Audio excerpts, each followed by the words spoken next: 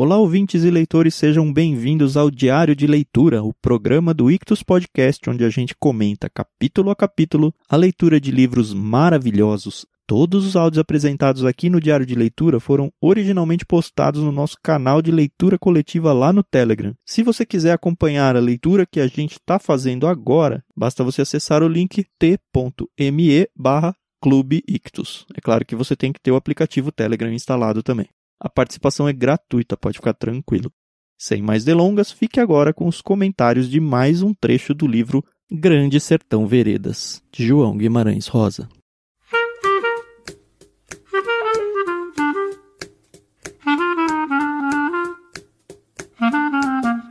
Bom dia, bom dia, bom dia!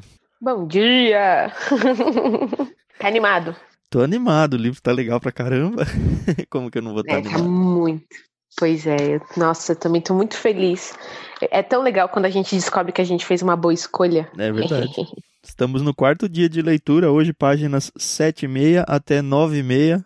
Já confessei aqui pra Carol que eu li até a 97 sem querer e foi tão legal, mas eu não vou dar spoilers nesse áudio não, tá? Obrigada. Enfim, página 76 a gente tinha parado mais ou menos onde o Zé Bebelo assumiu o bando, trocou de nome. Eles tiveram aquela briga lá com os Judas, eles ganharam, mas não mataram todos. Foi legal o jeito que ele falou isso, porque eu tinha ficado na dúvida na leitura de ontem, eu reli um trechinho. E aí diz assim, substância nossa não dava pra se acabar com aqueles Judas de uma vez. Aí, beleza, não mataram todos eles. Que dó, né? Eu não sei se é melhor ou pior que se já tinha começado a matar, tivesse matado todo mundo. Quer dizer, eu não quero ter esse sentimento. Olha a cangaceira aí, ó. É. Mas o jeito que ele narra é como se fosse mais um, menos um, então tudo bem, né? Uhum.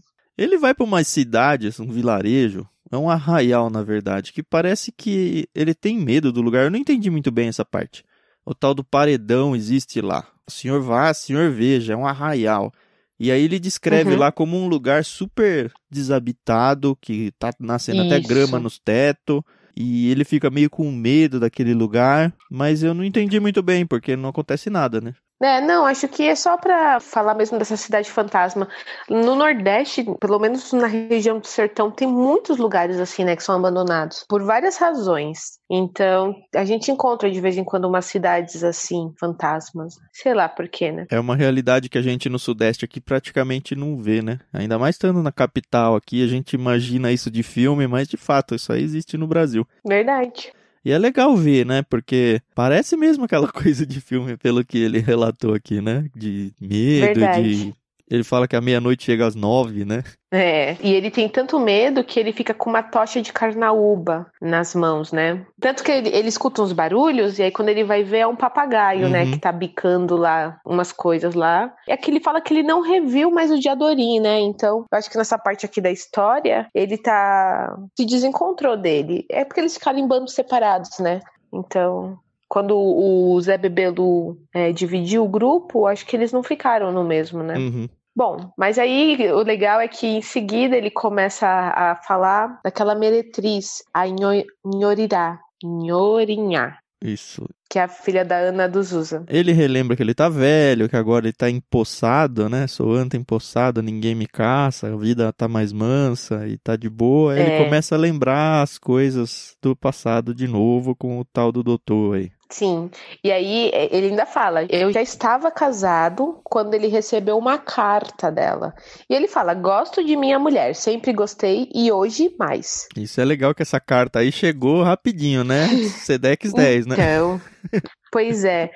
8 anos a carta demorou para chegar nas mãos dele. Tadinho. Porque ela só tinha escrito assim, Riobaldo que está com Medeiro Vaz. E essa carta ficou de mão em mão durante anos. Ele fala, passou por tantos homens que o povo nem sabia mais de quem tinha recebido. Quase não podia mais se ler de tão suja dobrada se rasgando. Mesmo tinha enrolado noutro papel encanudo com linha preta de carretel. Então você imagina o estado. E era uma carta simples, né? Eu até pensei que ela ia pedir ele em casamento ou falar que ele ia que ele que ela tinha sido um filho dele, né? Eu pensei isso. Isso, eu pensei isso. Aí eu falei assim, mas como é que a gente vai dar crédito à meretriz, né? Então, eu acho que, infelizmente, elas acabam ficando com essa fama de não saber quem é o pai dos filhos, porque, infelizmente, Por que elas, será, né? Porque elas não sabem. Não é.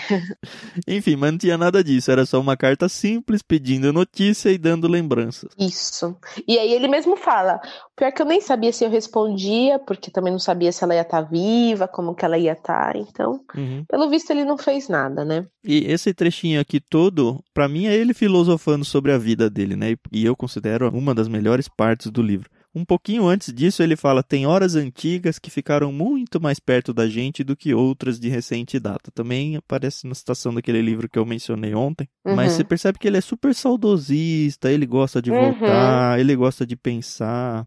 A verdade, falando da mulher lá, a verdade é que em minha memória mesmo ela tinha aumentado de ser mais linda. Eu não sei se todas as pessoas são assim, mas eu me identifico muito com ele.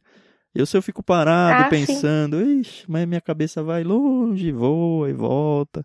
Talvez por isso que eu esteja gostando do livro tanto. Pode ser. O que eu acho legal é que quando você lembra, assim, de alguma coisa da sua infância, por exemplo, sei lá, você lembra da casa do seu avô, por exemplo.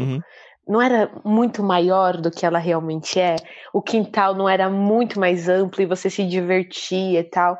E hoje, se você vai no mesmo lugar, você fala, nossa, sei lá, é um espaço 3x3, é super pequeno, mas na tua cabeça é muito mais gostoso você lembrar de como era, né? Na sua cabeça. Eu acho muito bacana. Nessas memórias dele, ele diz uma hora assim, eu queria entender do medo e da coragem, e da gana que empurra a gente para fazer tantos atos, dar corpo ao suceder. E aí acontece uma coisa que tem muito a ver com esse negócio de medo e coragem, né? Achei fantástico essa parte, a partir da página 78, né? Essa narração que ele faz. Ele tinha uns 14 anos, ele diz, né? Ele tinha ido no tal de Porto do Rio de Janeiro. Era um porto, é de um ribeiro do lado do São Francisco, né? E aí ele conhece lá, na verdade ele tá indo lá pra tentar pegar esmola no porto, porque ele tinha ficado doente, bem feio assim, e a mãe tinha feito uma promessa. E se ele se curasse, ela ia pegar a esmola pra pagar pra um santo uma parte, e depois... É legal essas coisas assim, né? Dar uma parte pra um santo... E jogar uma outra parte no rio que ia andar até não sei aonde. Essas coisas. Até o Santuário do Santo Senhor Bom Jesus da Lapa. Lá na Bahia. Pois é. E aí ele vai pro Porto, amando da mãe, uns 14 anos, e lá ele conhece uma figura bem legal. Então. E assim, eu não achei o nome do menino, você achou? Não, acho que não aparece mesmo. Ele nem fala, né? Então ele conhece um homem que era, sei lá, tipo um fazendeiro, mas a fazenda dele não tinha produzido arroz e ele tava indo comprar arroz nesse porto. E sei lá, pelo que ele fala aqui, ele não tava se sentindo muito bem por estar comprando esse arroz, porque afinal de contas ele era um agricultor, né? Mas enfim, nem é essa a figura central. Tem um rapaz junto com esse fazendeiro, um menino que se é mais velho que o Riobaldo é pouca coisa. 1, 2 anos, talvez. Ele é filho do fazendeiro, né? Ou sobrinho? Sobrinho. Verdade. E aí o Riobaldo começa a narrar como era o menino. Ele primeiro fala que o menino tava pitando cigarro. Era um menino mocinho, um pouco menos do que eu. Então ele era mais novo que o Riobaldo. Ou devia regular de minha idade. Ali estava com chapéu de couro, sujigola baixada e se ria pra mim. E aí eles começam, o Riobaldo se esconde a sacola dele, que ele fica com vergonha, né, de estar pedindo esmola, e se aproxima desse rapaz, né? Percebe que o menino é mais rico e tal. Isso. E aí o rapaz fala, vamos pegar um barquinho e vamos não sei pra onde? Vamos navegar. Passear de canoa, né? Isso, aí o Riobaldo fala assim, lá é bom? Aí ele responde, sim, demais. Enfim, aí eles pegam uma canoazinha lá. Depois eles até falam qual é a madeira. O rapaz que vai remar também tem a idade deles, é um molequinho. Só que o Riobaldo tá morrendo de medo da canoa virar, porque ele não sabe nadar. E a canoa se equilibrava mal, balançando no estado do rio. Eles falam que era uma cavada no meio de um tronco de árvore, né? Alguma coisa assim. Isso. E que de tantas outras madeiras que tinha, essa madeira que foi feita essa canoa não flutuava direito. Se ela virasse, ela ia afundar. O cara fala, eu não sei se era um caô pra tirar sarro dele, Ou se... Pois é. Enfim, é madeira, né? Mas vai saber. É. E aí ele fica todo preocupado, porque ele fica, ai, se virar eu vou morrer afogado. E aí os outros 2 meninos começam a ficar de pé na canoa, porque querem pegar um pedaço de pau lá, de maracujá, sei lá. E aí ele fica, não, senta aí, porque eu não sei nadar. E o menino rico fala, eu também não.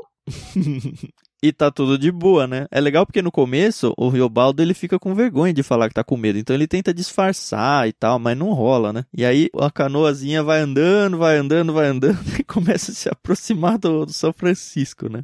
E aí ele fica apavorado, porque, cara, é um fiozinho de cabelo perto de uma imensidão de quase um mar ali, né? Pois é. Aí o Riobaldo pergunta pro menino, você nunca teve medo? E ele respondeu, costumo não. Meu pai disse que não se deve de ter. Aí o Riobaldo fala, ao que meio pasmei. Aí o menino rico fala, meu pai é o homem mais valente desse mundo. E aí eles param o barquinho, entram lá no matagal. Eles conseguem atravessar o São Francisco, o que é uma agonia infinita, assim, o texto todo agoniante para o Riobaldo. Mas eles chegam, enfim, finalmente, com muita sorte, do outro lado. Pois é. E aí o Riobaldo quer fazer xixi, e aí o menino fala, vai pra lá, porque eu tenho nojo dessas coisas. Eu, ai caramba, viu? É até moleque mesmo. E aí, pra mim, foi uma cena narrada em seguida que eu falei, gente, que loucura. O Riobaldo tá lá, terminando de fazer xixi, aparece um mulato, perguntando, você está aprontando? Aí você já vê que esse cara já não tá com as boas intenções, né? E aí ele fala, eu também quero. Ai, dá uma raiva de gente assim.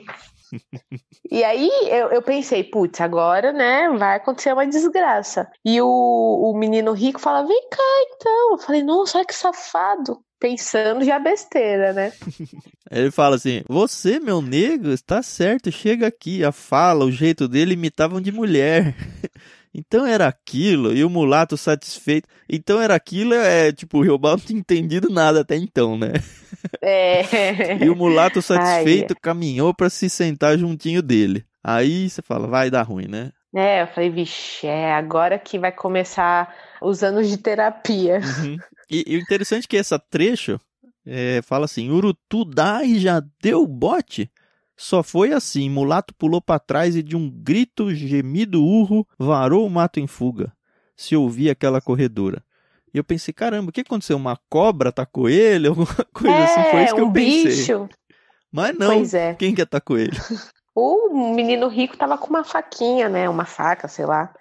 E aí fala, tinha embebido ferro na coxa do mulato, a ponta rasgando fundo. A lâmina estava escorrida de sangue ruim, mas o menino não se aluía do lugar. Aí eu acho que esse aluía, né, não saiu dali, ele não né? saía do lugar. Isso. Limpou a faca no capim com todo capricho. Que seca e corta. Foi o que disse assim dizendo. Isso. E aí o Riobaldo ficou desesperado. Ele falou, ele vai buscar os amigos dele, eles vão em tudo matar a gente. Vai dar um ruim danado. E o moleque lá, de boa, sem medo nenhum. E aí o tempo todo, tanto na parte do rio, lá da canoa, que o Riobaldo ficava, como que esse moleque não tem medo, não tem medo? Ficou nessa questão de, ele é destemido mesmo. E agora o Riobaldo, vamos embora. Aí o moleque se levantou, me chamando pra voltar. Mas veio demorão, vagarosinho, até onde a canoa, e não olhava pra trás. Não, medo do mulato, nem de ninguém, ele não conhecia. E aí eles voltam pra canoa, eles tinham comido um pouco de rapadura e queijo, e deram o que tinha sobrado pro canoeiro, né, pro moleque. Uhum. E aí tava todo mundo bem. E aí o Riobaldo pergunta de novo pra ele, você é valente sempre? O menino estava molhando as mãos na água vermelha, né? Uhum. E tava pensando. E aí ele falou assim, eu sou diferente de todo mundo. Meu pai disse que eu careço de ser diferente, muito diferente. E aí o Riobaldo fala, e eu não tinha mais medo. E aí depois volta a conversa com o doutor e ele fala, ele fica nessa pergunta recorrente, né? Por que é que foi que eu precisei de encontrar aquele menino? E foi, acho que, o que virou a chave na vida dele nessa questão da coragem, né? De abandono do medo. Verdade. Aí em seguida a mãe dele falece, né? A gente descobre o nome dela, né? Bigri. E aí a gente descobre que ele tinha um padrinho, o senhor Celorico Mendes, e que o homem era ricaço. Ele pega o Riobaldo pra criar. O Riobaldo, já no episódio do Rio, ele tava com 14, né, que a gente falou? Isso. Então já é adolescente aí, e aí ele vai com o tal do Celorico Mendes e vive vida rica, né? Vida pomposa. Ele fala que ele nunca foi de ficar pedindo nada pro padrinho, mas o padrinho também nunca negou nada a ele. E ele até fala mais pra frente, né? Eu nem gostava nem desgostava dele, então tava tudo certo. Mas não precisava trabalhar, não precisava fazer nada, porque tinha tudo.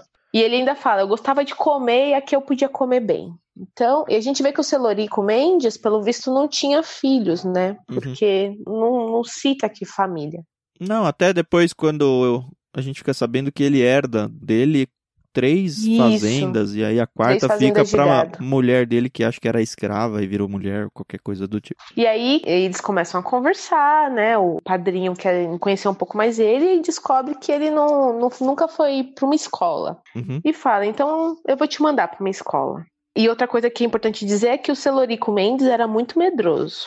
Ele era medroso, mas ele adorava os cangaceiros lá, os cangaceiros não, né? Os sertanejos, os jagunços, isso. Eu fico falando cangaceiro, mas não teve nenhuma vez que falou cangaceiro no livro. É porque na minha cabeça é tudo a mesma coisa, mas vai que não é e eu tô sendo injusto aqui, sei lá, né? Eu acho bom, enfim, vamos de jagunço mesmo. Isso. E aí ele vai estudar com o mestre Lucas.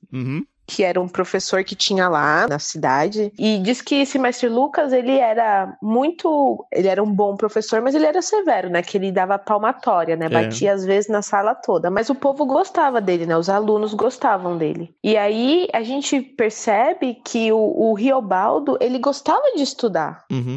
E ele era bom nisso, tanto, né? Então... que aí ele até virou meio que um professor substituto, né, das crianças, dos meninos menores, né? Ele ensinava letras e tabuada para os meninos. Sim. Eu acredito que a escola nesse contexto aí era muito parecido, para quem acompanhou o seriado da Anne de Green Gables lá no Netflix. Deve ser meio assim, né? Uma pessoa só dando aula para um monte de criança de várias cidades diferentes, todas as matérias junto. A escola que os meus pais estudaram era assim. Era uma professora. Aí a sala da professora, a sala de casa da professora, ela era a sala de aula e tinha criança, sei lá, desde os 6 anos até os 15. Isso, seus pais no Nordeste, né? Isso, não é uma coisa muito distante. Minha mãe tem 50 anos, então... E aí a gente vê que eles arranjavam umas namoradinhas, né? Pra lá e pra cá. Tá na idade, né? Ele fala da tal da Rosa Warda, que ela era filha do Assis Uababa, um vendedor de... Ele era turco. Isso. Ele era turco, um vendedor, e aí ele se engraçou com essa tal de Rosa Warda. E ele gostava do Assis Uababa também. E o Uababa gostava dele, né? Eles visitavam a casa um do outro. Isso. E a Rosa Warda fala lá, né? Assim mesmo afirmo que a Rosa Warda gostou de mim, me ensinou as primeiras bandalheiras e as completas, que juntos fizemos no fundo do quintal, num esconso, fiz com muito anseio e deleite. Eu acho que acabou a virgindade dele aqui, né? Pelo menos foi o que eu entendi. E aí a gente vê assim que ele vai narrando até mais ou menos, pelo que eu entendi aqui, uns 17, 18 anos, né? E aí ele estudava fora, mas o padrinho dele mandava buscar ele em novembro, né? Nas férias. E aí diz que numa madrugada ele tava na casa do padrinho dele e os cachorros começaram a latir e alguém tava batendo no portão e aí tava fazendo um frio e é que ele fala: e quando tão moço eu custava muito a me levantar, não por fraca saúde, mas por preguiça mal corrigida. Aí a gente vê que ele demorou assim e quando ele já entrou na sala de casa tinha uns homens e achei muito legal como ele narra, né? Como eram os homens, todos de chapéu grande e trajados de capotes e capas, arrastavam esporas. Ali entraram com uma aragem que me deu susto de possível reboldosa. Admirei tantas armas, mas eles não eram caçadores, ao que farejei. Pé de guerra. E aí, como o padrinho dele gostava, né, desses jagunços, né, mandou todos entrarem, mas eles não se sentaram. Mandou acordar lá uma das empregadas para passar café para eles. E quem que tava lá? O Joca Ramiro, que era o líder, né? Que acho que é a primeira vez que ele vê ele na vida, né? Já com aquele ar de, puxa. E só pra quem tá um pouco perdido ainda, acho difícil você estar, mas se a gente for pensar no bando que o Riobaldo tá participando lá, do começo, ele já mais adulto, hoje eles estão liderados pelo Zé Bebelo, que assumiu o posto no lugar do Medeiro Vaz, que tinha assumido o posto no lugar do Joca Ramiro, que tinha sido assassinado por 2 jagunços, que de alguma forma foi traição, por isso que chamam o grupo deles hoje de Judas. E aqui aparecem dois, né? Dos lados ombreavam com ele 2 jagunções. Depois eu soube que seus segundos, ou seja, eram os braços direito e esquerdo aí do Joca Ramiro. Isso. Um se chamava Ricardão, corpulento e quieto, com um modo simpático de sorriso, compunha um ar de fazendeiro abastado. O outro, Hermógenes, homem sem anjo da guarda. Esse é o que tem o pacto com o Cramulhão lá. Com Demo, isso, com coisa ruim. Pode até ser que já tenha ficado claro, mas talvez pra mim só agora. Será que esses 2 que mataram o Joca Ramiro não foram justamente esse Ricardão e o Hermógenes? Pode ser, né? Vamos descobrir, tenho certeza, mais pra frente. Uhum. E aí, enfim, eles ficam ali um tempo, né? Tomam um café, uma coisa assim. E aí eles vão embora, né? Eu não sei quanto tempo eles ficaram, se foi uma noite, um dia. Mas eles não ficaram muito tempo. Ficaram conversando ali, só que eles começaram a se chatear com o Celorico Mendes, né? Porque o homem só falava disso. Uhum. Aí ele ainda fala que o meu padrinho só sabia falar de uma coisa, ele era um homem muito enfadonho, né, cansativo. Um pouquinho mais adiante, o Riobaldo ele conhece uma cantiga lá, né, uma música que um dos sertanejos lá canta, aí tem até a música aqui. E ele fica todo empolgado com aquilo, ele gosta da sonoridade, ele fica triste que ele não sabe assoviar direito, não sabe cantar direito. Mas ele fala que ele começou a compor os próprios versos dele, vamos dizer assim. E aí diz que as semanas seguintes o padrinho dele só falava nesses benditos desses jagunços, né? Uhum. E ele não aguentava mais. Ele ainda fala aqui, ó. Semana seguinte, meu padrinho só falou nos jagunços. Meu padrinho levara aquele dia todo no meio deles. Contava o cuidado nos arranjos, as coisas todas regradas, aquele dormir de ordem, aquela autoridade enorme no entremeamento. Nem nada faltava. Se eu entendi bem, essa fazenda do Celorico Mendes é meio que um quartel-general, não é um quartel de general, mas é um lugar onde os próprios sertanejos lá, eles guardam, os jagunços guardam as coisas, vão arrumar os cavalos e tudo mais. É uma estada pra eles ali sempre. E aí o Riobaldo ainda fala pro doutor, que ele tá contando a história. Olha, eu não tô arranjando desculpa pra me desculpar pelo que eu fiz, mas o meu padrinho era chato. Eu achava ele antipático. Num lugar parado, assim, na roça, carece da gente de vez em quando ir alterando os assuntos. E aí ele continuou falando que o padrinho dele deixava ele viver na lordeza, né? Sim. Que ele fazia o que ele queria, que ele não precisava trabalhar. Que o padrinho dele apreciava ele, mas não o louvava. Sim. Ele só não tolerava uma coisa, que alguém indagasse justo quanto era o dinheiro que ele tinha. Uhum. Com isso eu nunca somei, não sou especula. Eu vivia com meu bom corpo. Alguém de achar algum regime melhor? É interessante que, de novo, né, o Riobaldo é todo cheio das memórias e tudo. E essa noite aí, pra ele, ficou muito marcada. Ele gasta umas páginas atrás, um tantão de texto, contando sobre como foi ver a experiência daqueles cavalos chegando. Então, pra ele, eu acho que ele estava quase lendo um livro ali. O que eu guardo no giro da memória é aquela madrugada dobrada inteira. Os cavaleiros no sombrio amontoados, feito bichos e árvores, o refinfim do orvalho, a estrela d'alva, os grilinhos do campo, o pisar dos cavalos e a canção de Ciruís. Algum significado isso tem? Eu acho que já fica meio na mente dele, talvez um broto do que vai ser aquele sonho de se tornar um jagunço e tal, não sei. É que nem quando você assiste aqueles filmes da máfia, que quem tá fora, né, que vê, né, fala, nossa, olha que organização, um cuidando do outro. Poetiza e tudo, um protegendo o outro. Mas aí quando você tá dentro, é que você vê, né, que você realmente tem que se sacrificar sua vida, sua família, tudo, né, por eles. Sim. Então eu acho que é a mesma coisa, né. Bom, aí ele tava lá, começou a ouvir numa roda que o Celorico Mendes possivelmente era seu pai. Por causa da semelhança dos dois, né? Ele ficou muito parecido com ele, e ele lembra que lá no início, quando ele estava conversando com o Diadorim, ele fala que ele não conheceu o pai dele, que nem o nome ele não sabia, que o pai dele nem tinha dado o nome dele. De fato ele fica bem irritado com isso. Ele fica na dúvida, volto lá, porque ele já tinha voltado para a região lá da escola dele, onde ele estava essas horas, né? Isso, que ele estava trabalhando lá com o mestre Lucas, né? E aí ele ainda fala aqui, perguntar a ele? Eu não podia não, perguntar a mais pessoa nenhuma, chegava, não desesquentei a cabeça. Ajuntei meus trens, minhas armas, selei um cavalo, fugi de lá. Fui até na cozinha, conduzi um naco de carne e 2 punhados de farinha no bornal. Achasse algum dinheiro à mão, pegava. Disse eu não tinha nenhum escrúpulo. Virei bem fugido, toquei direto para o curralim. Que era onde estava o Solerico, né? Isso. Aí ele pergunta, por que eu fiz isso? Sei ou não sei? Aí ele fala, de As eu pensava claro, acho que de Bs não pensei não.